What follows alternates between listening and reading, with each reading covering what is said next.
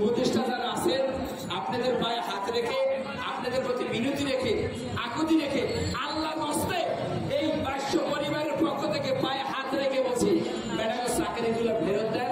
এই মানুষগুলো আমাদের ডক্টর ইউনূস সাহেবের পেশ সচিবকে সবাই ছিলেন, আরে পেশ সচিবের সবাই ছিলেন। আচ্ছা আমাদের ডক্টর ইউনূস সাহেব বাবাজির কিন্তু আমরা সবাই ভালোবাসি, ডক্টর ইউনূস সাহেবের সবাই ভালো। পেশ সচিব সাহেব প্রত্যেকটা কথা জায়গায় দিয়ে আপনি নাক গলা, যেখানে আপনার কথার প্রয়োজন নাই সেখানে আপনি দেখি কথা বলেন, কিন্তু বাবাজি আপনার কথা কোনোদিন বাস্তবায়ন হয় না। আরে কথার প্রয়োজন হলে ডক্টর ইউনূস সাহেব বলবে। ইউনূস সাহেব বাংলাদেশের একজন রাষ্ট্রনায়ক, ইউনূস সাহেব আন্তর্জাতিকভাবে একজন রাষ্ট্রনায়ক, তিনি কথা বলবেন। পেশ সচিবের কথা কোনোদিন বাংলাদেশ চলবে না।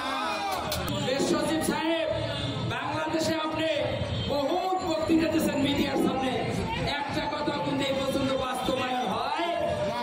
আপনি মিডিয়ার সামনে করেন এক কথা, আবার প্রশাসনের সামনে বলেন আর এক কথা, এই কথা কোনোদিন বাস্তবায়ন হবে না। বেশি কথা বলবো না।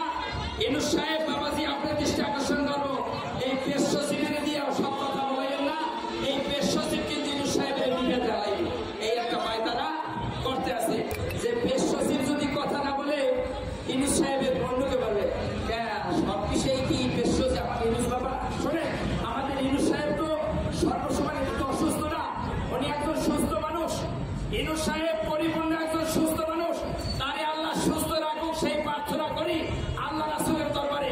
ইউনূস সাহেব সর্বসময় জানি সুস্থ থাকে, কিন্তু প্রত্যেকটা সময়ই দেখছি মিডিয়ার সামনে, পুলিশের সামনে, আন্দোলনের সামনে, সোশ্যাল মিডিয়ার সামনে, ওই বাণিজ্য মেলার সামনে, ছাত্র আন্দোলনের সামনে উনি সর্ব কাজের ভিতরে না করা। ইউনূস সাহেব ওনারা বলছে, এমন কোন একটা ভিডিও ভিতরে আছে ইউনূস সাহেব বলছে যে আমি যে কথা না বলতে পারবো আপনার এই পেশ সচিবে বলবে।